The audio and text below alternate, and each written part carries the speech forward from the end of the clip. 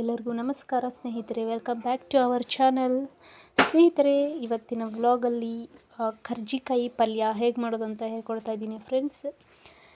ಯಾರೆಲ್ಲ ನನ್ನ ವ್ಲಾಗ್ ನೋಡ್ತಾ ಇದ್ದರೆ ಪ್ಲೀಸ್ ಲೈಕ್ ಮಾಡಿ, ಶೇರ್ ಮಾಡಿ, ಹಾಗೆ ಸಬ್ಸ್ಕ್ರೈಬ್ ಕೂಡ ಮಾಡ್ಕೊಳ್ಳಿ ಅಂತ ಹೇಳ್ತಾ ನನ್ನ ವ್ಲಾಗ್ನ ಸ್ಟಾರ್ಟ್ ಮಾಡ್ತಾ ಇದ್ದೀನಿ ಫ್ರೆಂಡ್. ಕರ್ಜಿಕಾಯಿ ಅಂತಾರೆ ನಮ್ಮ ಉತ್ತರ ಕರ್ನಾಟಕ ಸೈಡ್. ಈ ಕರ್ಜಿಕಾಯಿಗೆ ಬೇರೆ ಕಡೆ ಏನಂತ ಕರೀತಾರೆ ಗೊತ್ತಿಲ್ಲ ಫ್ರೆಂಡ್ಸ್, ಬಟ್ ನಮ್ಮ ಉತ್ತರ ಕರ್ನಾಟಕ ಸೈಡ್, ಹುಬ್ಬಳ್ಳಿ ಸೈಡ್ ನಾವು ಈ ಪಲ್ಯಗೆ ಕರ್ಜಿಕಾಯಿ ಅಂತಲೇ ಕರೆಯೋದು.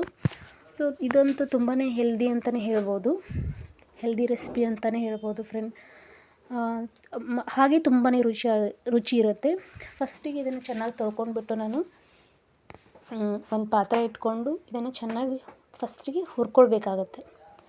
ಚೆನ್ನಾಗಿ ಫ್ರೈ ಮಾಡಿದರೆ ನೆಕ್ಸ್ಟ್ ನಾವು ಒಗ್ಗರಣೆ ಹಾಕ್ಬೋದು. ನಿಧಾನ ಫ್ಲೇಮ್ ಇಟ್ಕೊಂಡು ಕನಿಷ್ಠ ಅಂದ್ರೂ ಇದನ್ನು ಒಂದು 10 ಮಿನಿಟ್ಸ್ ಆದರೂ ನಾವು ಫ್ರೈ ಮಾಡಬೇಕಾಗತ್ತೆ ಫ್ರೆಂಡ್ಸ್.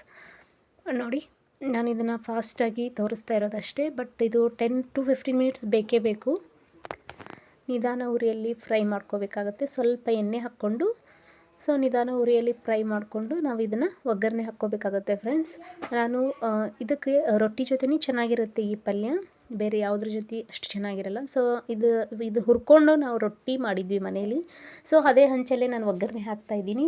ಸ್ವಲ್ಪ ಎಣ್ಣೆ ಹಾಕ್ಕೊಂಡು ಅದಕ್ಕೆ ಸಾಸಿವೆ, ಜೀರಿಗೆ ಮತ್ತು ಕರಿಬೇವು, ಸೊ ಇವೆಲ್ಲ ಸ್ವಲ್ಪ ಚಿಟಪಟ ಅಂದಮೇಲೆ ಒಂದು ಮೀಡಿಯಮ್ ಸೈಜ್ ಈರುಳ್ಳಿ ತೊಗೊಂಡಿದ್ದೀನಿ, ಚಿಕ್ಕದಾಗಿ ಕಟ್ ಮಾಡ್ಕೊಂಡಿರೋದು. ಸೊ ಅದು ಕಂದು ಬಣ್ಣ ಬರೋವರೆಗೂ ಇದನ್ನು ಫ್ರೈ ಮಾಡ್ಕೋಬೇಕಾಗುತ್ತೆ. ಸೊ ಜಾಸ್ತಿ ಇಂಗ್ರೀಡಿಯೆಂಟ್ಸ್ ಏನಿಲ್ಲ ಫ್ರೆಂಡ್ಸ್, ಇದಕ್ಕೆ ಕಡಿಮೆ ಇಂಗ್ರೀಡಿಯೆಂಟ್ಸಲ್ಲೇ ನಾವು ಇದನ್ನು ಪಲ್ಯ ಮಾಡ್ಕೋಬೋದು. ತುಂಬ ಟೇಸ್ಟ್ ಇರುತ್ತೆ. ಒಂದು ಸರಿ ಟ್ರೈ ಮಾಡಿ ಫ್ರೆಂಡ್ಸ್, ತುಂಬಾ ಟೇಸ್ಟಿ ಬರುತ್ತೆ ಈ ಪಲ್ಯ. ಅದು ಜೋಳದ ರೊಟ್ಟಿ ಜೊತೆ ಅಂತೂ ಸಿಕ್ಕಾಪಟ್ಟೆ ಚೆನ್ನಾಗಿರುತ್ತೆ.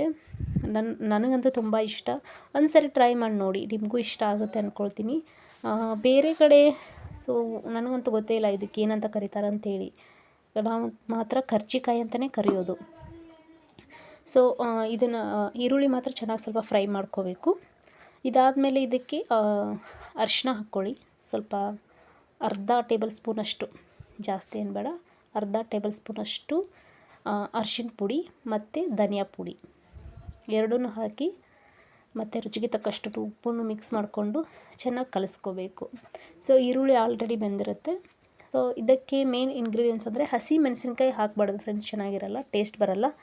ಸೊ ಒಣ ಖಾರ ಪುಡಿ, ನಮ್ಮ ಕಡೆ ಒಣ ಖಾರ ಪುಡಿ ಅಂತೀವಿ. ಅಚ್ಚ ಖಾರದ ಪುಡಿನ ನಿಮಗೆ ಖಾರಕ್ಕೆ ತಕ್ಕಂತೆ ಸ್ವಲ್ಪನಾದರೂ ಹಾಕ್ಕೊಳ್ಳಿ. ಇದು ಸ್ವಲ್ಪ ಜಾಸ್ತಿ ಖಾರ ಬೇಕಂದರೆ ಸ್ವಲ್ಪ 2 ಟೇಬಲ್ ಸ್ಪೂನಷ್ಟು ಖಾರ ಹಾಕ್ಕೊಂಡು, ಸೊ ಅದನ್ನು ಖಾರ ಹಾಕಿದ ಮೇಲೆ ಜಾಸ್ತಿ ಹೊತ್ತು ಫ್ರೈ ಮಾಡೋದೇನು ಬೇಕಾಗಿಲ್ಲ. ಸ್ವಲ್ಪ ಫ್ರೈ ಆದರೆ ಸಾಕು. ನಾವು ಹಚ್ಚ ಖಾರದ ಪುಡಿ ಹಾಕಿದಾದ್ಮೇಲೆ ಸೊ ಡೈರೆಕ್ಟ್ ಹಾಕಿ ನಾವು ಹುರಿದಿರೋ ಕರ್ಜಿಕಾಯಿನ ಹಾಕ್ಬಿಡೋದು. ಸ್ವಲ್ಪ ಕೊತ್ತಂಬರಿನ ಮಿಕ್ಸ್ ಮಾಡಿಕೊಂಡು ಹುರಿದಿರೋ ಕರ್ಜಿಕಾಯಿನ ಹಾಕಿ ಚೆನ್ನಾಗಿ ಮಿಕ್ಸ್ ಮಾಡ್ಕೋಬೇಕು. ಸೊ ಇದು ಪಾತ್ರೆಗಿನ ಈ ಥರ ರೊಟ್ಟಿ ಮಾಡೋ ಹಂಚಲ್ಲೇ ಮಾಡಿದ್ರೇ ಸಿಕ್ಕಾಪಟ್ಟೆ ಟೇಸ್ಟ್ ಚೆನ್ನಾಗಿರುತ್ತೆ. ಒಂದ್ಸರಿ ಟ್ರೈ ಮಾಡಿ ಫ್ರೆಂಡ್ಸ್, ಚೆನ್ನಾಗಿರುತ್ತೆ. ನೋಡಿ, ಈ ಹಂತದಲ್ಲಿ ನಾವು ಫ್ರೈ ಮಾಡ್ಕೊಂಡಿರಬೇಕು. ಸ್ವಲ್ಪ ಕಪ್ಪಗಾಗಿರಬೇಕದು. ಸೊ ಈ ಹಂತದಲ್ಲಿ ಫ್ರೈ ಮಾಡಿದ್ರೆ ನಾವು ಅದಕ್ಕೆ ನೀರು ಹಾಕಲ್ಲ. ಅದಕ್ಕೋಸ್ಕರ ಎಷ್ಟಾಗುತ್ತೋ ಅಷ್ಟು ಎಣ್ಣೆಲೇ ಫ್ರೈ ಮಾಡ್ಕೋಬೇಕು ಫಸ್ಟಿಗೆ. ಇದು ನಾನು ಹೇಳಿದ್ನಲ್ಲ, 10 to 15 ಮಿನಿಟ್ಸು ಬೇಕೇ ಬೇಕಾಗುತ್ತೆ ಫ್ರೈ ಮಾಡಲಿಕ್ಕೆ. ಆಮೇಲೆ ಇದು ಹಾಕಿದ ಮೇಲೆ ನಾವು ಜಾಸ್ತಿ ಫ್ರೈ ಮಾಡ್ಕೊಳ್ಳೋ ಅವಶ್ಯಕತೆ ಏನೂ ಇರಲ್ಲ. ಸ್ವಲ್ಪ ಚೆನ್ನಾಗಿ ಮಿಕ್ಸ್ ಮಾಡಿಕೊಂಡು ಜಸ್ಟ್ ಒಂದು 2 ಸೆಕೆಂಡ್ಸ್ ಬಿಟ್ಟು ತೆಗೆದುಬಿಡಬೇಕು ಅಷ್ಟೇ. ಪಲ್ಯದ್ದು ಕೆಲಸನೇ ಮುಗಿಯುತ್ತೆ. ಸೊ ಕರ್ಜಿಕಾಯಿ ಪಲ್ಯ ರೆಡಿ. ಒಂದು ಸರಿ ಟ್ರೈ ಮಾಡಿ ಫ್ರೆಂಡ್ಸ್, ನಿಮಗೆ ಇಷ್ಟ ಆಗುತ್ತೆ. ಓಕೆ ಫ್ರೆಂಡ್ಸ್, ಈ ವ್ಲಾಗ್ ನಿಮಗೆ ಇಷ್ಟ ಆಗಿದೆ ಅಂತ ಅಂದ್ಕೊಳ್ತೀನಿ ಫ್ರೆಂಡ್ಸ್. ಇಷ್ಟ ಆಗಿದ್ದರೆ ಪ್ಲೀಸ್ ಸಬ್ಸ್ಕ್ರೈಬ್ ಮಾಡಿ ಅಂತ ಕೇಳ್ಕೊತಾ ಇದ್ದೀನಿ. ಮತ್ತು ನನ್ನ ಮುಂದಿನ ವ್ಲಾಗಲ್ಲಿ ನಿಮಗೆ ಸಿಗ್ತೀನಿ ಫ್ರೆಂಡ್ಸ್. ಅಲ್ಲಿವರೆಗೂ ಟೇಕ್ ಕೇರ್, ಬಾಯ್.